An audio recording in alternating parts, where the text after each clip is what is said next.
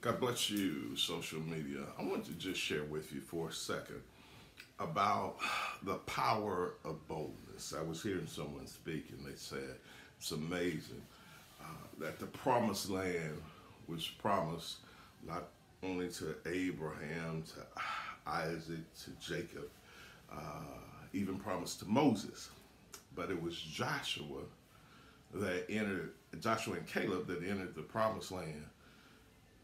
Maybe they had a little less stellar biblical resumes, but it was the power of boldness that got them there. They said that we are well able, even though there were distractions, even though there were uh, maybe impediments, and even though they were in a place where others saw giants, they saw promise and they saw victory. So I'm speaking this word to you. Maybe some of the doors that haven't opened for you haven't done so because you have not employed the power of boldness. Folks, look, I know it was Star Trek. They said, we'll boldly go where no man has gone before. But if you look at people that are successes in life, you'll find out that they use the power of boldness. How are you going to get ahead? How are you going to move ahead if you don't meet new people? How are you going to move ahead if you're not going to knock? How are you going to move ahead if you don't ask? How are you going to move ahead if you don't seek? Folks, you got to take some risk. You got to knock on some doors. You got to learn to embrace rejection. Because if you really want to be someone in this world, it's going to employ, if you're going to be a great success, you're going to have a spirit of boldness. Folks, yes, you're going to have to risk being turned down. You're going to have to risk being told no. You're going to have to be able to deal in a marketplace where fair won't always be the order of the day. I'm just speaking this to you because sometimes God has put an intrinsic gift in you. God has put great abilities in you. But all of that has made you to be the sleeping giant of the ages because you want to employ boldness. Folks, why take your greatness to the grave? Why take all that you got to a grave? Some of us are going to the cemetery at 80, but the truth be told, they could have dug the grave at 35 because we never tried. We were always complacent. We were always tentative. We never wanted to embrace risk. We never wanted to dare. Yes, what happened to your spirit of daring? Folks, if you know, which is better, to lose on the field of play or to lose on the sidelines? I think that there's a level of victory for those that are in the field of play that even in a loss, it feels better than those who just simply sit on the sidelines.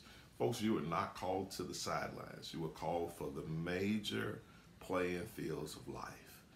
And the reason why you're not there now is because you have not been bold enough to embrace the opportunities. Folks, the Bible says you have not, and it's not talking about you and God. It's that you have not because you ask not. That's talking about how you do with other men and women. There are people ready to give you the assistance you need. There are people that are ready to bolster your project. There are people that are ready to open a door, a venue, a vista, a passageway for you. But you won't ask them. You don't want to embrace the possibility of them saying no. And a lot of times, no just means not now. Folks, I'm telling you that if you want to go to the next level in life, you're going to have to learn to embrace the spirit of boldness. Putting these videos out.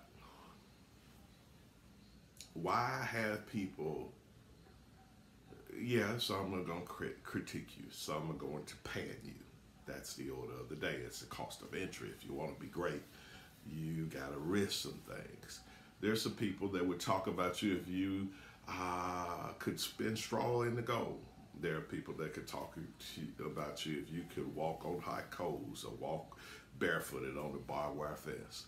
So you're going to have to know that I'm here. I'm bold bold enough to try for the heights. Folks, if you aim for the stars and you land up somewhere around the moon, you're so much better off than what you are right now. Folks, it's time for you to embrace the spirit of boldness. You got more than what you're showing on a daily basis. Human growth experts and various mental health professionals, human potential experts, they estimate that we use 10, at best, 10 to 20% of our potential. Folks, you are a sleeping giant, and that giant will stay asleep if you don't ever embrace the spirit of boldness. God called you into more. God called you for more. Why live an average life? Why be okay with complacency? Why date compromise? Why be just one of the pack?